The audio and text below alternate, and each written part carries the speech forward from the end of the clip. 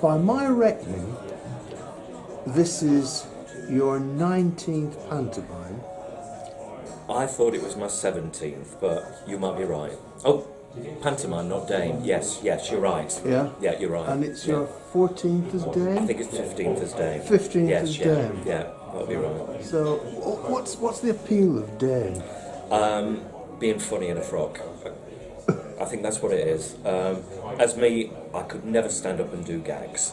But in a frock, there's something about being somebody else that you can kind of get away with it, you know. And that sort of character you can get away with a lot more than you normally would. Well, you did Pinocchio as well, didn't you? As a We children's did thing. early And on, you're even yes. a Dame in that. Yeah, because the thing about that was, even though it was a children's show, I looked out and saw that audience, and a lot of that audience is the audience, the older audience, you know. There was probably 50-50 or 60-40 adults and children, so you've got to try and appeal to them as well. And they kind of know what I do as well, so so that's why.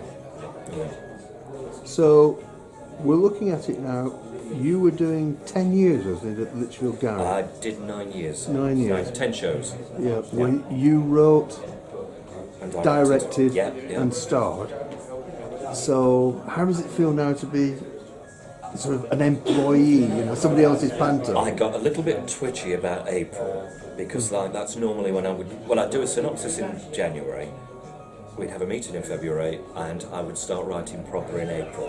And my body clock was saying you should be doing something now, and I wasn't. Well, I had a holiday, and but now I'm looking forward to it. I think it's going to be interesting.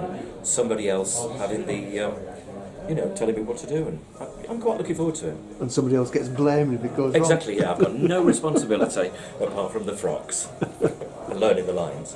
But I mean, there's been collaboration in this. I mean, it's not just it's not sort of there's your script and that's what you do. No. We've talked about the character sort of thing, and of course the song will be in there because people kind of expect it. Yeah. You know, so but doing it to a different audience is going to be good as well. And you've got you've got very distinct views on panto, haven't you? Yeah. Well, we talked about this a lot. Yeah. Yeah. Well, I think it was you that said. That I said it was as important as Shakespeare, and actually I think it is, because it's another British thing. It's a very British thing that nobody else can do like we do, you know. And I've been doing a sort of a panto tour around the schools, promoting the history of pantomime, and I've got quite passionate about it actually, because the kids started with the commedia and then how it came to England and the traditions of the man as the dame and the principal boy and all that sort of thing, and I've really enjoyed that because the kids were just soaking it up, you know, and hopefully they'll come and see this and they'll know what to do, how to react, and you know. Yeah. And you've also got sort of views on sort of material that you use in pantos. Some pantos are, should we say, more adult than others? Yeah, and I think the ideal, I mean, to me, I've always said a great panto would be a cross between a musical, MGM musical for me, because I love the old movies, and a carry-on film. I think the carry-on's kind of got it right, and the fact that they're showing them on TV at 11 in the morning means they're quite harmless. So, but I think it's that fine line when you can make the adults laugh, but not compromise it with the kids asking why you're laughing or anything, you know. As long as you get the balance right with the visuals and the, I don't like saying innuendo, but that sort of, the double entendres and all that sort of thing. Get that balance right and you're onto a winner, I think. Yeah. And again, that's a very British thing, it's great. Yeah. And what about this panto? I mean, you are... Widow Twankey. So...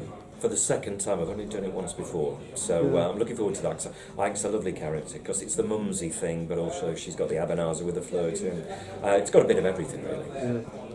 I always think Dame, as I do it, sort of thing. It's a bit like putting an overcoat on every Christmas. You know, suddenly this character comes out of the cupboard, you know, and so it'll be interesting doing somebody else's lines, but I'm looking forward to it a lot, and of course playing the Grand.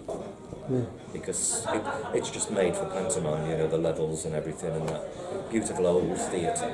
It is a lovely theatre, isn't it? And now with the refurbishment, I mean, it's absolutely stunning. Have you seen it? Yeah. Stunning. Yeah. So I think it's going to be great. Yeah. Right. That's super. All right. That's super. Thank you.